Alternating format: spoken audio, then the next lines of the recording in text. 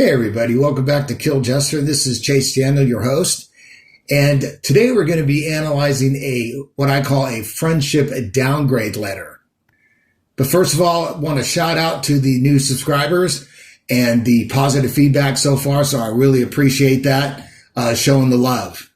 So before we get into it, here's the context. At a sleepover, Ash, the person who received this letter, I think it's short for Ashley, was friendly and inclusive with her friend's roommate. They played games together. The friend interpreted this as cheating behavior. Instead of talking to Ash directly, the friend recorded voice memos criticizing her and sent them to their group chat. She also told their mutual friend that Ash uses dating apps while in a relationship, which Ash said is completely false. Ash responded probably in a measured, thoughtful way, and you'll see that as we get into the analysis. And the friend sent this back, which is a text message downgrading their friendship to classmates only, with a very specific rules about what content is not allowed. Because apparently Ash's response sounded too much like ChatGPT.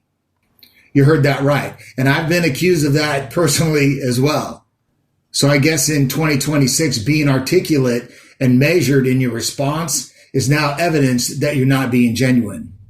So let's break it down, every manipulation tactic in this controlling mess. So I'm going to read it once. It's up on your screen. So we haven't heard anything, I figured. Your behavior is not what I considered someone to be a friend, Ash. It's best we're just classmates now, which means we can still sit beside each other in class and talk about clinicals and stuff since we still have classes together. And maybe general updates that I would ask or tell other classmates about. But I won't be accepting gifts and inviting to hang out anymore or anything more than that. It wouldn't have been hard to even just acknowledge my feelings in a genuine way. Your initial response felt so AI, so ChatGPT. It doesn't even sound like you listened to my voice messages. It felt so disregarding. It felt like you weren't even willing to give me the mental energy of a human conversation after I was vulnerable in voice messages. I gave you till Monday night to say something more, something real, even just acknowledging some of what I said in the voice messages. I guess I had too much hope. I hope you treat your future friends you make better than how you've treated us. You've given us so much grace. We've given you so much grace and understanding and have communicated several times. As I said in one of the voice messages, your lack of awareness of how your actions affect those around you is so frustrating. Your constant craving for male validation from every attractive male you meet is frustrating. This craving seems to consistently come before your consideration for your friends who are there for you and who have been there for you. You keep talking about wanting to be being a happy marriage, but these patterns keep coming up, like keeping Tinder or Hinge on your phone and using it even while you're in a relationship. And Ash, you know, we've talked about this with you before and other things too. I care about you so much too, Ash. Generally, I care, and that's why it hurts. Frowny face. Ash, I really hope you succeed in your career, your relationships, your life. But your patterns have given me so much genuine hurt and disappointment. And since it's a pattern, I don't know if saying sorry will band-aid it anymore because it's cut so deep. It's happened too many times. I don't think I can expect genuine improvement after hearing a sorry. I can't trust your word anymore. That's what I've decided. Another frowny face. It's up to Kai to say what he thinks or decides. I hope you take this time to listen to and acknowledge the four voice messages. But then again, it's a hope. So now that we've gone over the email entirely, this is what's the full situation. What Ash did was friendly to her friend's roommate at a sleepover, played games together, was inclusive. How the friends responded. Accused Ash of cheating on her boyfriend because of it. She's talked to Ash directly, recorded voice memos criticizing Ash, sent them into the group chat told their mutual friends Ash used dating apps while in a relationship. Ash said that that's not true. Ash responded to the accusations. We don't have that exact response. Apparently it was measured and thoughtful because of the AI accusation. The friend's reaction says Ash responded felt AI or ChatGPT like, says it didn't sound like Ash listened to the voice messages, gave Ash until Monday night to say something more real. When Ash didn't, they sent this, she sent this, text downgrading the friendship. This is what controlling friendships look like. So let's analyze it. So we'll start with the first line. They start out. So we haven't heard anything. I figured. So right out of the gate, we haven't heard anything. Who's we? It's her and apparently Kai mentioned later. So this isn't just her decision. It's a group decision about Ash's friendship worthiness. So when she says, I figured, this is outcome prediction language. Phrasing that suggests you knew how someone would respond to position yourself as having been proven right. I figured you wouldn't respond makes their lack of response your fault for being predictable. But here's the thing. Ash did respond. The friend just didn't like how she responded. So now the friend is acting like Ash didn't respond at all. They continue. Your behavior is not what I would consider someone to be a friend, Ash. It's best we're just classmates now. Okay, so they're done being friends. That's clear. But watch what comes next, which means we can still sit beside each other in class and talk about clinicals and stuff since we still have class together, and maybe general updates that I would ask or tell other classmates about. But I won't be accepting gifts and inviting to hang out anymore or anything more than that. Hold on. Let me get this straight. You're not friends anymore, but you created a detailed list of what contact is still allowed. So sit beside each other in class, talk about clinicals, general updates you'd share with classmates, gifts, hangouts, anything more than that. This isn't a friendship ending. This is friendship micromanagement. If you're done, you're done. You don't create a 5-point list of approved interactions. That's not boundaries. That's control. So real friendships endings, I think it's best we go our separate ways. I wish you well. Done. This friendship ending, here's a detailed syllabus of our new relationship parameters. Study it. There will be a quiz. So I'm honestly surprised you didn't include acceptable conversation topics and a maximum word count per interaction. She continues, your initial response felt so AI, so ChatGPT. It doesn't even sound like you listened to my voice messages. And here we go. The reason for all of this, Ash's response was too articulate, too measured, too thoughtful. Therefore, ChatGPT wrote it. Let me explain what actually happened here. Ash was accused of cheating for being friendly. That's an insane accusation. So Ash probably took time to craft a measured, thoughtful response that addressed the false accusations without escalating. And the friend's response, you sound like AI. Because as we all know, taking time to think about your words before responding is clearly evidence of inauthentic. Real friends respond with unhinged chaos or they're absolutely robots. This is articulation punishment. Criticizing someone for being too measured or thoughtful in their response as evidence they don't care. If you're too calm, you're accused of being fake. If you're too emotional, you're accused of overreacting. So basically, translation, your response didn't give me the emotional reaction I wanted, so I'm going to accuse you of not being genuine. She wanted drama. She wanted emotional vulnerability. She wanted Ash to be defensive or apologetic. Ash gave her neither, so now Ash is AI. They continue. I gave you till Monday night to say something more, something real, even just acknowledging some of what I said in the voice messages. I guess I had too much hope. I gave you until Monday night. She set a deadline for emotional vulnerability.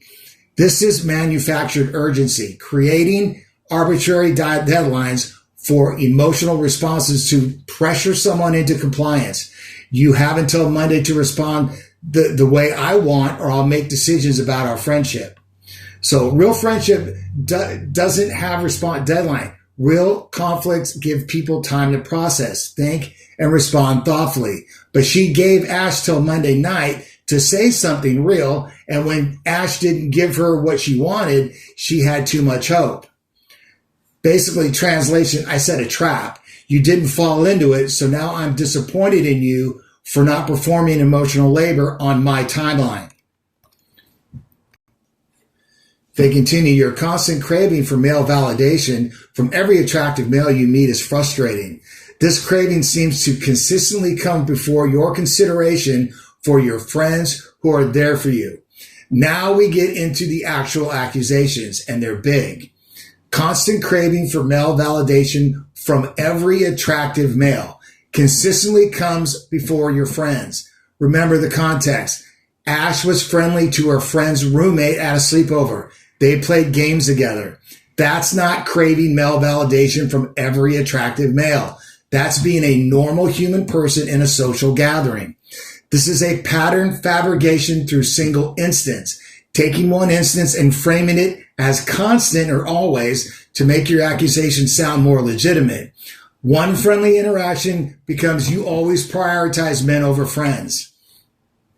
You keep talking about wanting to be in a happy marriage, but these patterns keep coming up, like keeping Tinder or Hinge on your phone and using it even while you're in a relationship.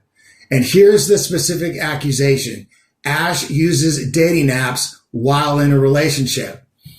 Ash said this is false. She never used dating apps while committed to someone. But notice the phrasing. These patterns keep coming up like it's established fact. You keep talking about wanting a happy marriage, but positioning Ash as hypocritical. This is character assassination disguised as concern.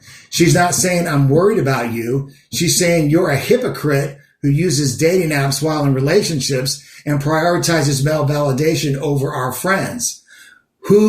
Those are serious accusations, and they're being presented as patterns without evidence. They continue, and I care about you so much, so much to Ash. Generally, I care, and that's why it hurts. After all that, after accusing Ash of using dating apps, prioritizing men over friends, and being unaware of how her actions affect people, now we get, I care about you so much. This is a classic concern troll move. I care about you positions after character assassination makes it sound like tough love, but it's not. It's cruelty with a smiley face. Ash, I really, really hope you succeeded in your career and your relationship, your life. And then I hope you succeed. But let's see what comes up after that. The word but. But your patterns have given me so much genuine hurt and disappointment. There it is. I hope you succeed, but your patterns hurt me. This is well-wishing negation. Offering good wishes immediately followed by but that negates them. I hope you succeed, but you keep hurting me isn't actually wishing them well. Real well-wishing, I hope you succeed. I wish you the best, period. No but. They continue. And since it's a pattern, I don't know if I'm saying sorry we'll Band-Aid it anymore because it's cut so deep. It's happened too many times. I don't think I can expect genuine improvement after hearing a sorry. I can't trust your word anymore. I can't trust your word anymore. This is big because what has Ash actually done? According to the context, was friendly at a sleepover, responded thoughtfully to accusations. That's it. That's the pattern that's cut so deep and happened too many times. But the friend is framing it like Ash has repeatedly betrayed her.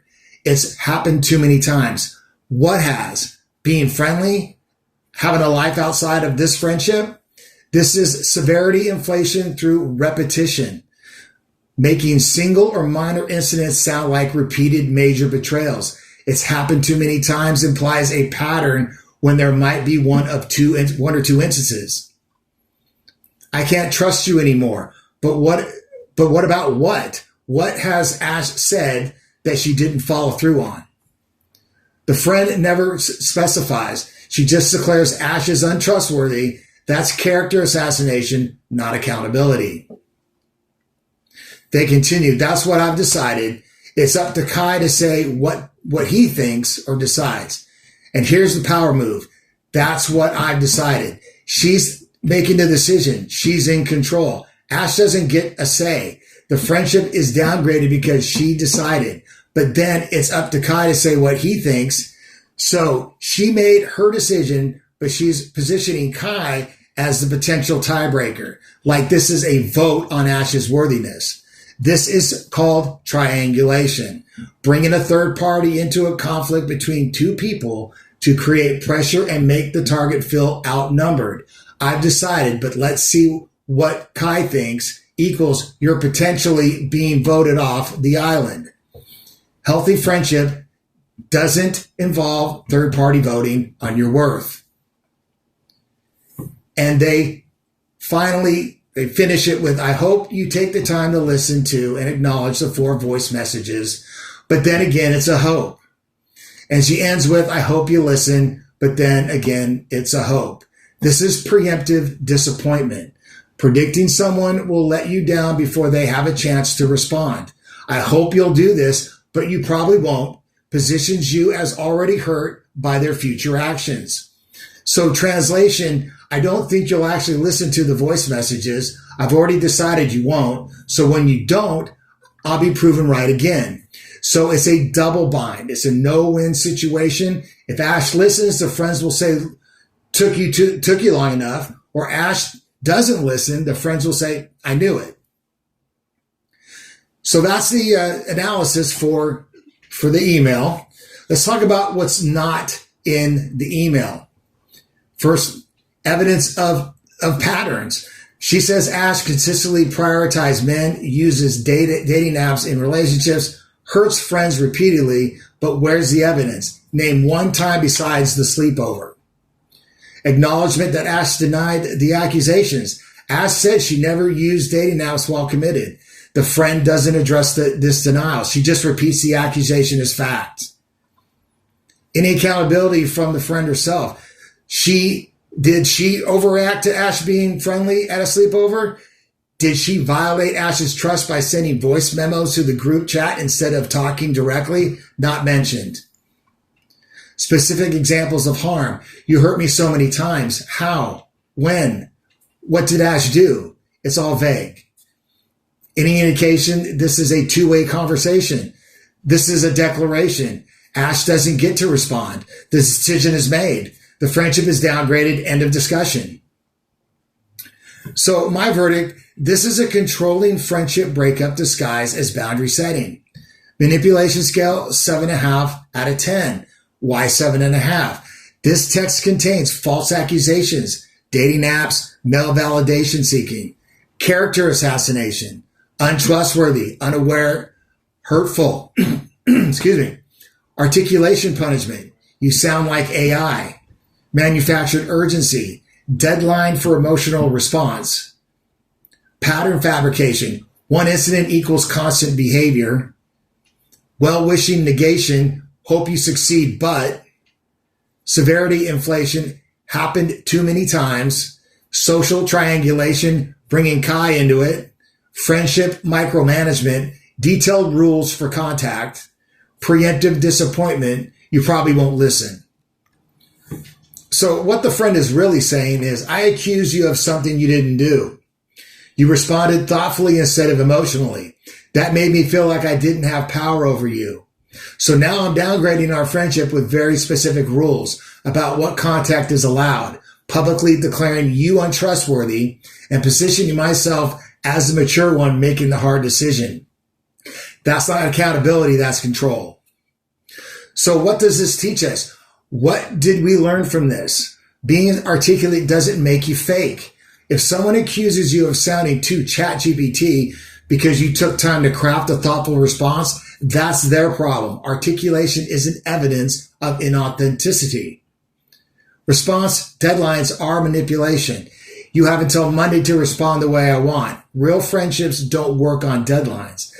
That's manufactured urgency designed to pressure you. Watch for pattern fabrication. One incident becomes you always do this or this constantly happens. That's inflation Ask for specific examples. I hope you succeed, but isn't well-wishing. Genuine well wishes don't come with but. I hope you succeed, but you keep hurting me. Negates the good wish. Friendship rules are control, not boundaries. We can talk about clinicals, but not hang out. That's not a boundary. That's micromanagement. Boundaries are about your behavior, not controlling others. Social triangulation is a red flag. Bringing a third party into a two-person conflict to make you feel outnumbered, that's manipulation. Healthy conflicts stay between the people involved. And boy, do I know that one. False accusations repeated as fact are character assassination. You use dating apps in relationships. Ash denies this. These patterns keep coming up, presented as established fact. That's not concern, that's smearing. So if you receive a text like this, if you're Ash or someone like Ash, the person who got this text, here's what you need to know. This is not your fault. You were friendly at a sleepover. That's not male validation seeking. That's normal human behavior. The AI accusation is deflection. Your response was probably measured and thoughtful because you were responding to a false accusation. Being calm and articulate doesn't make you fake. The friendship rules are control. If someone creates a detailed list of approved interactions after ending the friendship, they're not setting boundaries, they're controlling you. So your options are don't respond. She's made her decision. She's positioned herself as the mature one. Let her have that, walk away. Or respond with facts. I've never used dating apps while in a relationship. That's false. If you have evidence, show it. If not, stop repeating it as fact.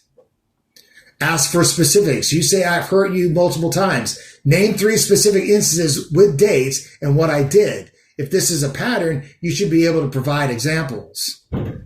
But honestly, option 1 is probably the best for this person. This person creates a conflict out of nothing, accuse you of things you didn't do, and is now controlling how the friendship can exist. That's not a friend, that's a warden. So in closing, let me be clear. If someone accuses you of thoughtful response of being ChatGPT, that tells you everything you need to know about what they actually wanted. They didn't want a conversation. They wanted emotional chaos. They wanted you defensive, apologetic, or begging. When you didn't give them that, they punished you for being too articulate. Real friends don't accuse you of cheating for being friendly. Send criticism to group chats instead of talking directly. Create response deadlines for emotional vulnerability. Make detailed lists of approved contact after ending the relationship. Repeat false accusations as established fact. Punish you for responding thoughtfully. If you have a friendship downgrade text, send it to killjester1 at ProTopMe. Context help. What you were accused of. What did you actually do? What were the rules that they created? If this analysis helped you recognize control disguises boundaries, hit that like and subscribe. And remember, being articulate doesn't make you fake. Being measured doesn't make you AI. Sometimes the calmest response is the most genuine one. And we'll see you in the next one.